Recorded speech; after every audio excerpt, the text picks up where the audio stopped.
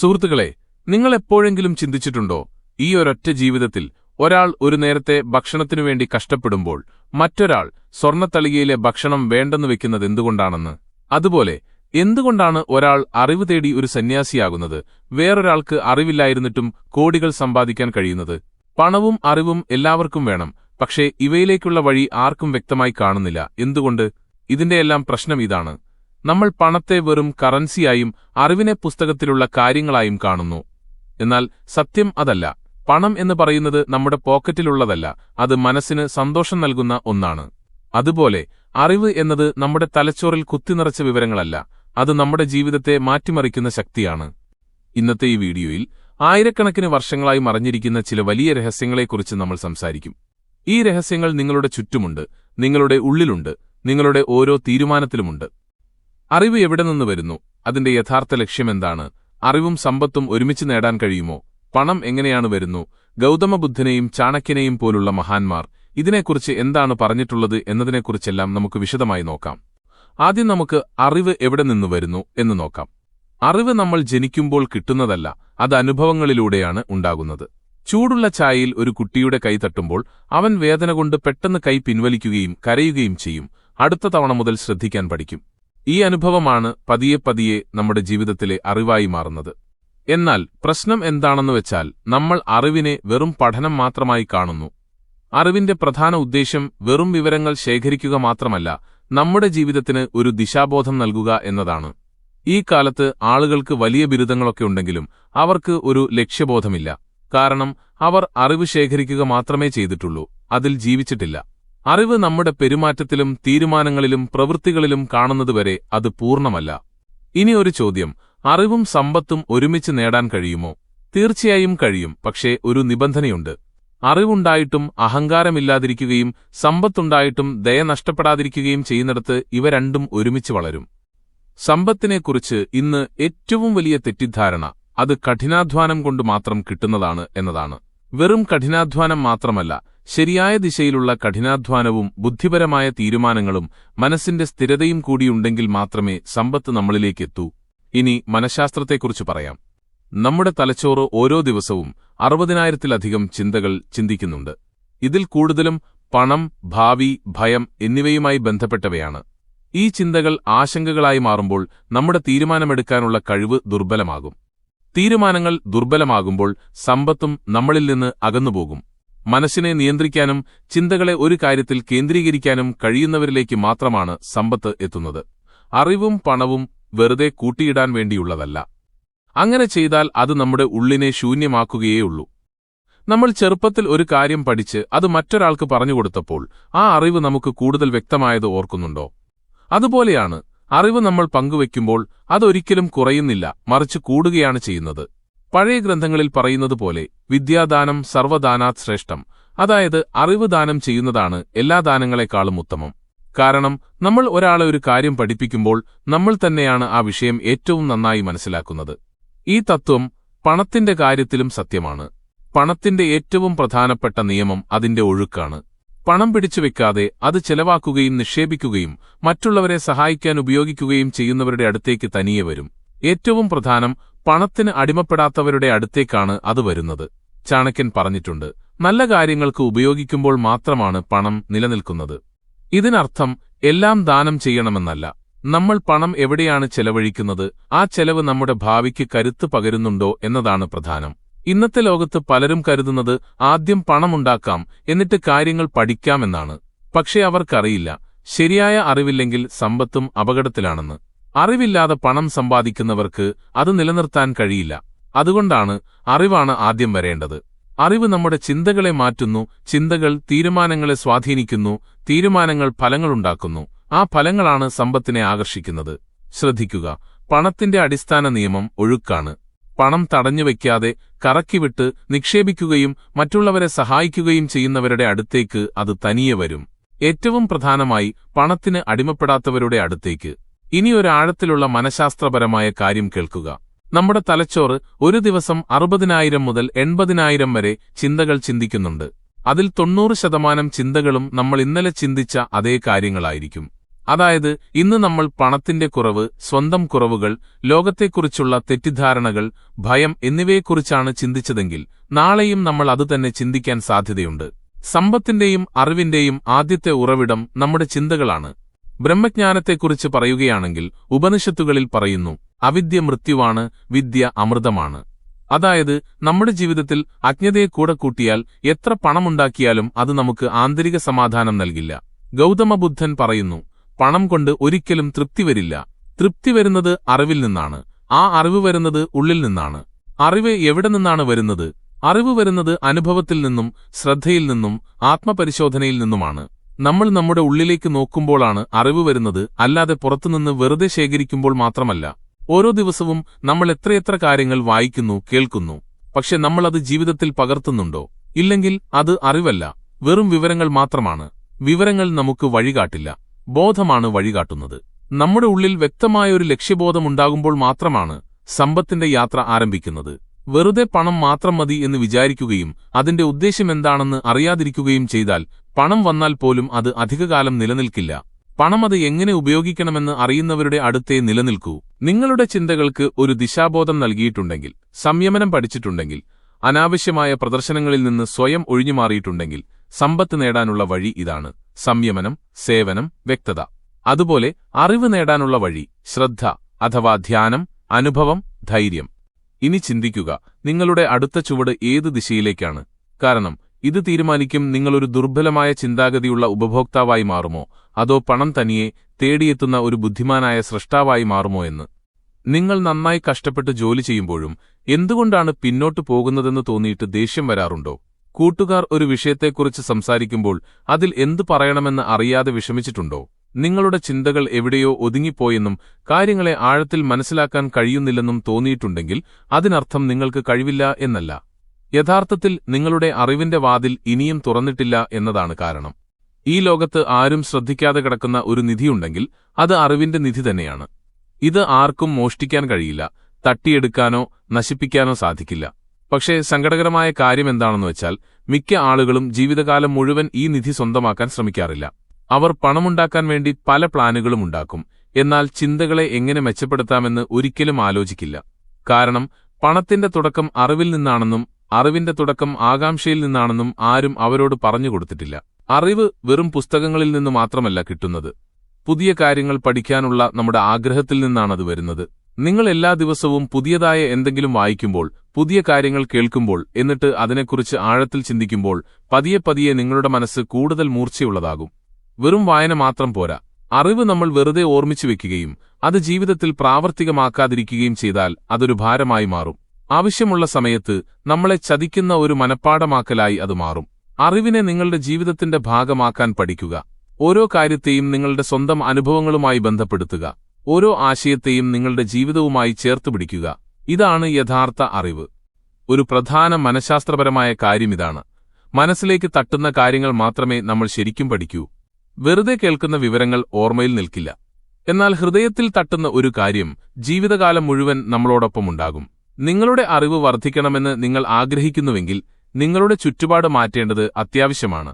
നിങ്ങളുടെ സുഹൃത്തുക്കൾ മൂഢന്മാരും എപ്പോഴും നെഗറ്റീവ് ചിന്തകൾ പറയുന്നവരും ഒരു ലക്ഷ്യവുമില്ലാത്തവരുമാണെങ്കിൽ നിങ്ങൾ എത്ര പുസ്തകങ്ങൾ വായിച്ചാലും നിങ്ങളുടെ ചിന്തകൾക്ക് ഒരിക്കലും ഒരു ഉയർച്ചയുണ്ടാകില്ല. കാരണം കൂട്ടുകെട്ട് നമ്മുടെ സ്വഭാവത്തെയും ചിന്തകളെയും സ്വാധീനിക്കും. ഇരുമ്പിരുമ്പിനെ മൂർച്ചയാക്കുന്നതുപോലെ ബുദ്ധിപരമായ കൂട്ടുകെട്ട് നിങ്ങളുടെ ചിന്തകളെയും മിഴിവുള്ളതാക്കും. അറിവിനോട് താൽപ്പര്യമുള്ളവരുമായി, ജീവിതത്തെ ആഴത്തിൽ മനസ്സിലാക്കുന്നവരുമായി, വെറുതെ സംസാരിക്കാതെ ചിന്തിക്കുന്നവരുമായി നിങ്ങൾ ഇടപഴകുമ്പോൾ നിങ്ങളുടെ ഉള്ളിലും പുതിയ ആശയങ്ങൾ താനെ പൊട്ടിമുളയ്ക്കും. ഒരു കാര്യം കൂടി പറയാം: നിങ്ങൾ മറ്റൊരാളെ പഠിപ്പിക്കുമ്പോഴാണ് അറിവ് ഏറ്റവും വേഗത്തിൽ വളരുന്നത്. കാരണം പഠിപ്പിക്കാനായി നിങ്ങൾ സ്വയം കാര്യങ്ങൾ കൂടുതൽ വ്യക്തമായി മനസ്സിലാക്കണം. അറിവ് പങ്കുവയ്ക്കുമ്പോൾ ആശയങ്ങൾക്ക് ഒരു പുതിയ രൂപം കൊടുക്കേണ്ടിവരും. അങ്ങനെ അത് നിങ്ങളുടെ ജീവിതത്തിൽ പകർത്തുമ്പോഴാണ് ആ അറിവ് ശരിക്കും നിങ്ങളുടേതാകുന്നത്. ബുദ്ധൻ പറഞ്ഞിട്ടുണ്ട്, അറിവ് പങ്കുവച്ചാൽ അത് വളരും, മറച്ചുവെച്ചാൽ നശിക്കും. അതിനാൽ നിങ്ങൾ ഒരു കാര്യം മനസ്സിലാക്കിയിട്ടുണ്ടെങ്കിൽ അത് ലോകത്തിന് നൽകുക. സ്വയം പഠിച്ച് മറ്റുള്ളവരെ പഠിപ്പിക്കുക എന്നതാണ് ഏറ്റവും പ്രധാനപ്പെട്ട കാര്യം. വെറും വിവരങ്ങൾ ശേഖരിക്കുക എന്നതിലല്ല അറിവിന്റെ യഥാർത്ഥ ലക്ഷ്യം. നിങ്ങളുടെ ചിന്തകളെ ശുദ്ധീകരിക്കാനും കാഴ്ചപ്പാടുകൾക്ക് ആഴം നൽകാനും ജീവിതത്തിന് ദിശാബോധം നൽകാനും അറിവ് നിങ്ങളെ സഹായിക്കുന്നു. ഇന്നത്തെ മനുഷ്യർക്ക് ധാരാളം വിവരങ്ങളുണ്ടെങ്കിലും പലപ്പോഴും അവർക്ക് ഉൾക്കാഴ്ചയോ ദിശാബോധമോ ഇല്ല.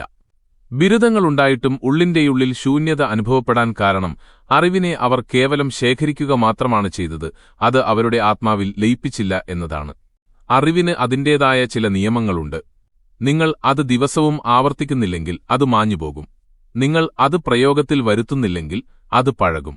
അതുകൊണ്ടാണ് നമുക്ക് പലപ്പോഴും കാര്യങ്ങൾ അറിയാമായിരുന്നിട്ടും തെറ്റുകൾ സംഭവിക്കുന്നത്.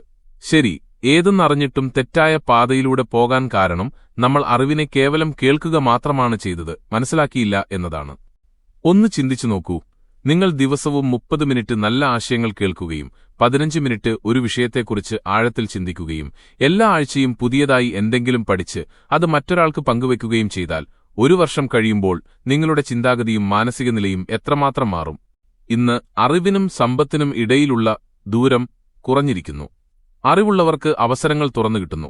ഉൾക്കാഴ്ചയുള്ളവർക്ക് വിജയത്തിലേക്കുള്ള വഴികൾ തെളിയുന്നു. ഈ കാലഘട്ടത്തിൽ അറിവ് പുസ്തകങ്ങളിൽ മാത്രം ഒതുങ്ങുന്നില്ല. ഓഡിയോ ബുക്കുകൾ, വീഡിയോകൾ, പോഡ്കാസ്റ്റുകൾ, ലേഖനങ്ങൾ, സംഭാഷണങ്ങൾ, നിങ്ങളുടെ സ്വന്തം അനുഭവങ്ങൾ എന്നിവയിലൂടെയെല്ലാം അറിവൊഴുകിപ്പരക്കുന്നു. എന്ത് കേൾക്കണം, ആരിൽ നിന്ന് പഠിക്കണം, ആരെ പിന്തുടരണം എന്ന് തിരഞ്ഞെടുക്കാനുള്ള വിവേകമാണ് ഇവിടെ പ്രധാനം. നിങ്ങളുടെ ലക്ഷ്യം വ്യക്തവും ചിന്തകൾ വിശാലവുമാണെങ്കിൽ അറിവും സമ്പത്തും ഒരേ ദിശയിൽ നീങ്ങും. കാരണം മനസ്സ് ശാന്തമാകുമ്പോൾ, ചിന്തകൾക്ക് വ്യക്തത വരുമ്പോൾ, ഉദ്ദേശ്യം സത്യസന്ധമാകുമ്പോൾ ആത്മജ്ഞാനവും സാമ്പത്തിക വളർച്ചയും ഒരുമിച്ചുവരും. നിങ്ങൾ രാവും പകലും കഠിനാധ്വാനം ചെയ്തിട്ടും എന്തിനാണ് പരാജയഭയം നിങ്ങളെ വേട്ടയാടുന്നത്? നിങ്ങളുടെ ഉള്ളിലെ കഴിവ് എന്തുകൊണ്ടാണ് ലോകത്തിനു മുന്നിൽ വെളിപ്പെടാത്തത്? ഇതിനുള്ള ഉത്തരം പുറത്തെവിടെയുമില്ല, നിങ്ങളുടെ ഉള്ളിൽ തന്നെയാണ്. ഒരുപക്ഷെ എവിടെയാണ് നിങ്ങൾ കുടുങ്ങിക്കിടക്കുന്നതെന്ന് നിങ്ങൾക്ക് സ്വയം അറിയില്ലായിരിക്കാം. ബുദ്ധന്റെ വാക്കുകൾ ഓർക്കുക. ഒരു വിളക്ക് മറ്റു വിളക്കുകളെ കത്തിക്കുമ്പോൾ അതിന്റെ വെളിച്ചം കുറയുന്നില്ല. അതുപോലെ നിങ്ങളുടെ അറിവ് പ്രകാശിപ്പിക്കുക, പ്രചരിപ്പിക്കുക, പങ്കുവയ്ക്കുക. ഓരോ ദിവസവും അതിനെ കൂടുതൽ ആഴത്തിലാക്കുക.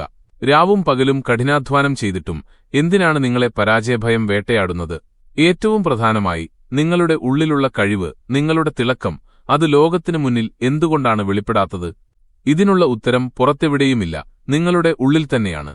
ഒരുപക്ഷെ നിങ്ങൾ എവിടെയാണ് കുടുങ്ങിക്കിടക്കുന്നതെന്ന് നിങ്ങൾക്ക് സ്വയം അറിയില്ലായിരിക്കാം. ഒന്നാലോചിച്ചു നോക്കൂ. ഒരു നദി ഒഴുകുന്നത് നിർത്തിയാൽ അതിനെ നദി എന്ന് വിളിക്കുമോ? ഇല്ല, അതൊരു കെട്ടിക്കിടക്കുന്ന തടാകമായി മാറും. അവസാനം ദുർഗന്ധം വമിക്കാൻ തുടങ്ങും. മനുഷ്യൻ തന്റെ അറിവിനെ തടഞ്ഞു നിർത്തുമ്പോഴും തന്റെ സമ്പത്തിനെ പൂട്ടിയിടുമ്പോഴും തന്റെ ആശയങ്ങൾ പങ്കുവയ്ക്കാൻ ഭയക്കുമ്പോഴും ഇതേ അവസ്ഥയാണ് ഉണ്ടാകുന്നത്. ബുദ്ധൻ വളരെ ലളിതവും എന്നാൽ ജീവിതം മാറ്റിമറിക്കുന്നതുമായ ഒരു കാര്യം പറഞ്ഞിട്ടുണ്ട്. നീ എന്തിനെയാണോ തടഞ്ഞുവെക്കുന്നത് അത് നിന്നെ തടഞ്ഞുവെക്കും. ഈ വാക്ക് നമ്മൾ ആഴത്തിൽ മനസ്സിലാക്കിയാൽ നമ്മുടെ ജീവിതത്തിന്റെ മുഴുവൻ രഹസ്യവും അതിൽ ഒളിഞ്ഞിരിപ്പുണ്ട്. അറിവും സമ്പത്തും ഇവ രണ്ടിന്റെയും സ്വഭാവം ഒഴുകി നീങ്ങുക എന്നതാണ്. ശ്വാസം ഉള്ളിലേക്ക് വരുന്നതും പുറത്തേക്ക് പോകുന്നതും പോലെ, സമയം കടന്നുപോകുന്നതുപോലെ അറിവും സമ്പത്തും പ്രയോജനകരമാകുന്നത് അവ പ്രവഹിക്കുമ്പോഴാണ്. ഏതെങ്കിലും ഒന്നിനെ തടഞ്ഞു നിർത്തുക എന്നാൽ അതിനെ സംശയിക്കുക എന്നതാണ്. ഞാനിത് നൽകിയാൽ പിന്നെ എനിക്കെന്തുണ്ടാകും എന്ന് നിങ്ങൾ ചോദിക്കുന്നതുപോലെയാണിത്. ഈ ചിന്ത നിങ്ങളുടെ ഉള്ളിൽ ഇല്ലായ്മയുടെ ഭാവം സൃഷ്ടിക്കുന്നു. അറിവ് പങ്കുവച്ചാൽ ഇല്ലാതാകുമെന്ന് ഭയക്കേണ്ട ഒന്നല്ല, മറിച്ച് നിങ്ങൾ മറ്റൊരാളെ പഠിപ്പിക്കുമ്പോൾ, നിങ്ങളുടെ അനുഭവങ്ങൾ പങ്കുവയ്ക്കുമ്പോൾ, മറ്റുള്ളവരെ ഉയർത്താൻ സഹായിക്കുമ്പോൾ നിങ്ങളുടെ അറിവ് കൂടുതൽ ഉറച്ചതാവുകയും നിങ്ങളുടെ ചിന്തകൾ കൂടുതൽ വിശാലമാവുകയും ചെയ്യുന്നു. ഇതേ കാര്യം സമ്പത്തിനും ബാധകമാണ്. ധനത്തിന്റെ ഉദ്ദേശ്യം വെറും ശേഖരിക്കുക എന്നതല്ല. നിങ്ങൾ വെറുതെ ശേഖരിക്കുകയും അത് ശരിയായ രീതിയിൽ ഉപയോഗിക്കാതിരിക്കുകയും ചെയ്താൽ ആ സമ്പത്ത് നിങ്ങളുടെ ജീവിതത്തിൽ ഭയവും ഭാരവും മാത്രമാകും. ധനികനായിരുന്നിട്ടും നിങ്ങൾക്കുള്ളിൽ ദാരിദ്ര്യം അനുഭവപ്പെടും. എന്നാൽ നീ ധനം ശരിയായി ഉപയോഗിക്കുമ്പോൾ, ആരെങ്കിലും ഒരാളെ സഹായിക്കുമ്പോൾ, ശരിയായ നിക്ഷേപങ്ങൾ ചെയ്യുമ്പോൾ, വികസനത്തിനായി ഉപയോഗിക്കുമ്പോൾ ആ ധനം പല രൂപങ്ങളിൽ നിനക്ക് തിരികെ ലഭിക്കും. ഇവിടെ ഒരു ആഴത്തിലുള്ള മാനസിക സത്യമുണ്ട്. നമ്മുടെ മനസ്സിന് ഏറ്റവും കൂടുതൽ ശക്തി നൽകുന്നത് പ്രവാഹമാണ്. നീ പഠിക്കുമ്പോൾ, മറ്റുള്ളവരെ പഠിപ്പിക്കുമ്പോൾ, ആശയങ്ങൾ കൈമാറുമ്പോൾ നിന്റെ തലച്ചോർ അതിന്റെ പൂർണ്ണശേഷിയിൽ പ്രവർത്തിക്കുന്നു. ആ സമയത്ത് നിന്റെ ബോധം ഉന്നത തലത്തിലായിരിക്കും. എന്നാൽ നീ അതിനെ തടഞ്ഞു നിർത്തുമ്പോൾ, നിന്റെ മനസ്സിനെ സങ്കുചിതമാക്കുമ്പോൾ, ഇതെന്റേതാണ് എന്ന ഭാവത്തിൽ കുടുങ്ങുമ്പോൾ നിന്റെ ഉള്ളിൽ തടസ്സങ്ങൾ വരാൻ തുടങ്ങും. ഈ തടസ്സങ്ങളാണ് പതുക്കെ നിന്റെ വളർച്ചയെ മന്ദീഭവിപ്പിക്കുന്നത്. നീ ശ്രമിക്കുന്നുണ്ടെന്ന് തോന്നും, പക്ഷേ മുന്നോട്ടു പോകാൻ കഴിയുന്നില്ല. യഥാർത്ഥത്തിൽ നിന്റെ മനസ്സ് തന്നെ നിന്റെ പുരോഗതിയെ തടയുകയാണ്. ഇനി ഒരു പുരാതന ആത്മജ്ഞാനത്തെക്കുറിച്ച് പറയാം. നൽകാൻ ഭയപ്പെടുന്നവന് നേടാൻ അവകാശമില്ല, പങ്കുവയ്ക്കുന്നവന് മാത്രമേ ധാരാളമായി ലഭിക്കൂ. ബുദ്ധൻ ആവർത്തിച്ചു പഠിപ്പിച്ചത് അറിവിന്റെയും ധനത്തിന്റെയും സ്വഭാവം വികസിക്കുക എന്നതാണ്. നീ അവയെ പങ്കുവച്ചാൽ അത് 10 മടങ്ങായി നിനക്ക് തിരികെ ലഭിക്കും. ഇപ്പോൾ ചിന്തിക്കുക, നിന്റെ പക്കലുള്ള കുറഞ്ഞ അറിവ് നിന്റെ ഇളയ സഹോദരന്, അല്ലെങ്കിൽ ഒരു നിർധനന്, അല്ലെങ്കിൽ നിന്റെ സുഹൃത്തിന് നീ പറഞ്ഞുകൊടുത്താൽ അത് നിനക്കെന്തെങ്കിലും നഷ്ടപ്പെടുത്തുമോ? ഇല്ല, മറിച്ച് നിന്റെ ആത്മവിശ്വാസം വർദ്ധിക്കും, നിന്റെ വ്യക്തത വർദ്ധിക്കും. നിനക്ക് നിന്റെ സ്വന്തം ആശയങ്ങളെ പുതിയ രീതിയിൽ കാണാൻ കഴിയും. ഇതേ കാര്യം പണത്തിനും ബാധകമാണ്. നിനക്ക് കുറച്ചേ ഉള്ളുവെങ്കിലും നീ ഒരു പാവപ്പെട്ടവനെ സഹായിച്ചാൽ ഈ പ്രപഞ്ചം നിന്റെ വികാരത്തെ മനസ്സിലാക്കുന്നു. ഏതെങ്കിലും രൂപത്തിൽ അത് നിനക്ക് 100 മടങ്ങായി തിരികെ വരും. കാരണം ഈ സൃഷ്ടിയുടെ നിയമം ഇതാണ്: തടസ്സങ്ങളെ നീക്കം ചെയ്യുക, ഒഴുക്കിനെ സ്വീകരിക്കുക. അറിവ് നിലച്ചാൽ ബുദ്ധി മരിക്കും, ധനം നിലച്ചാൽ ചിന്തകൾ ദരിദ്രമാകും. ഇപ്പോൾ ചോദ്യമിതാണ്: അറിവും സമ്പത്തും ഒന്നിച്ചു വളരുമോ? തീർച്ചയായും. പക്ഷെ അതിന് വിവേകം വേണം. എന്ത് നൽകണം, എപ്പോൾ നൽകണം, ആർക്ക് നൽകണം എന്നതിനെക്കുറിച്ചുള്ള ധാരണ നിനക്കുണ്ടായിരിക്കണം. ഈ ധാരണ ലഭിക്കുന്നത് നീ അറിവുമായി ബന്ധപ്പെടുമ്പോഴാണ്. ധനം സമ്പാദിക്കുന്നത് തെറ്റല്ല, പക്ഷെ ധനത്തെ നിയന്ത്രിക്കാൻ പഠിക്കണം. ഒരു കർഷകൻ വിത്ത് വിതച്ച് പാകമായ രീതിയിൽ നനയ്ക്കുന്നതുപോലെ നീയും നിന്റെ പണം ചിന്തയോടെ ഉപയോഗിക്കാൻ പഠിക്കണം. മഹാനായ സാമ്പത്തിക വിദഗ്ധർ എപ്പോഴും പറഞ്ഞിട്ടുണ്ട്, പണം സമ്പാദിക്കുക, പക്ഷെ അത് ബുദ്ധിപൂർവ്വം നിക്ഷേപിക്കുക. അവർ പറയുന്നു, യഥാർത്ഥ സമ്പത്ത് നീ ശേഖരിച്ചു വെച്ചതല്ല, മറിച്ച് മറ്റുള്ളവരുടെ ജീവിതത്തിൽ മാറ്റങ്ങൾ വരുത്തി നീ നേടിയെടുത്തതാണ്. നീ അറിവുമായി ബന്ധപ്പെട്ട് നിന്നാൽ നിന്റെ സമ്പത്ത് നിന്റെ സേവനത്തിലായിരിക്കും, അല്ലാതെ നീ സമ്പത്തിന്റെ സേവനത്തിലായിരിക്കില്ല. അതുകൊണ്ട് ബുദ്ധൻ ആ യുവാവിനോട് നിന്റെ അറിവ് പങ്കുവയ്ക്കുന്നുണ്ടോ, നീ ധനം ശരിയായി ഉപയോഗിക്കുന്നുണ്ടോ എന്ന് ചോദിച്ചതിന്റെ അർത്ഥം നിന്റെ ജീവിതത്തിലെ തടസ്സങ്ങൾ നിന്റെ ഉള്ളിൽ തന്നെയാണെന്നാണ്. ആ തടസ്സങ്ങളെ തകർക്കാനുള്ള സമയമാണിത്. അതുകൊണ്ട് സുഹൃത്തുക്കളെ, ഇന്ന് നിങ്ങൾ പഠിച്ചുവെങ്കിൽ അറിവും സമ്പത്തും വെറും ബാഹ്യമായ കാര്യങ്ങളല്ല, മറിച്ച് ആന്തരികമായ ഒഴുക്കും സന്തുലിതമായ ജീവിതത്തിന്റെ കലയുമാണെന്ന്, എങ്കിൽ നിങ്ങൾ നിങ്ങളുടെ ജീവിതത്തിലെ ഏറ്റവും വലിയ സമ്പാദ്യം നേടുന്ന പാതയിലായി കഴിഞ്ഞു എന്ന് മനസ്സിലാക്കുക. നിർത്തരുത്. പഠിച്ചുകൊണ്ടേയിരിക്കുക, പഠിപ്പിച്ചുകൊണ്ടേയിരിക്കുക, സമ്പാദിച്ചുകൊണ്ടേയിരിക്കുക. പക്ഷേ നിനക്ക് വേണ്ടി മാത്രമല്ല, എല്ലാവരുടെയും ഉന്നതി ആഗ്രഹിക്കുന്ന ഒരു സമൂഹത്തിനു വേണ്ടി. കാരണം അവസാനം സ്വന്തം ജീവിതം മാറ്റിയെടുക്കുകയും മറ്റുള്ളവരുടെ ജീവിതം മെച്ചപ്പെടുത്തുകയും ചെയ്തവനാണ് യഥാർത്ഥ ജ്ഞാനി, യഥാർത്ഥ ധനികൻ. ഈ വീഡിയോ നിങ്ങളുടെ ഉള്ളിൽ എന്തെങ്കിലും ഉണർത്തിയെങ്കിൽ, ഇന്ന് നിങ്ങൾ സ്വയം ഒരു സത്യസന്ധമായ ചോദ്യം ചോദിച്ചുവെങ്കിൽ, ഇതൊരു തുടക്കം മാത്രമാണ്. ഇത്തരത്തിലുള്ള ആഴമേറിയതും സത്യസന്ധവും ആത്മാവിനെ ഉണർത്തുന്നതുമായ സംഭാഷണങ്ങൾക്കായി ഈ ചാനൽ ഇപ്പോൾ സബ്സ്ക്രൈബ് ചെയ്യുക. കാരണം ഇവിടെ വെറും അറിവ് മാത്രമല്ല ലഭിക്കുന്നത്, ദിശ ലഭിക്കുന്നു, ഊർജം ലഭിക്കുന്നു, മാറ്റത്തിന്റെ തുടക്കം കുറിക്കുന്നു. ബെല്ലൈക്കൺ തീർച്ചയായും അമർത്തുക, കാരണം അടുത്ത വീഡിയോ നിങ്ങളുടെ ജീവിതത്തിലെ ഒരു വഴിത്തിരിവായേക്കാം. നിങ്ങളുടെ ജീവിതയാത്രയിൽ ഞങ്ങൾ നിങ്ങളുടെ പങ്കാളികളാണ്. പഠിക്കുക, ചിന്തിക്കുക, മുന്നോട്ടു പോകുക ഞങ്ങളോടൊപ്പം. അടുത്ത വീഡിയോയിൽ മനസ്സിന്റെ അതിരുകളെ തകർക്കുന്നതിനെക്കുറിച്ച് നമ്മൾ സംസാരിക്കും. നന്ദി. നിങ്ങളുടെ ദിവസം ശുഭകരമാകട്ടെ.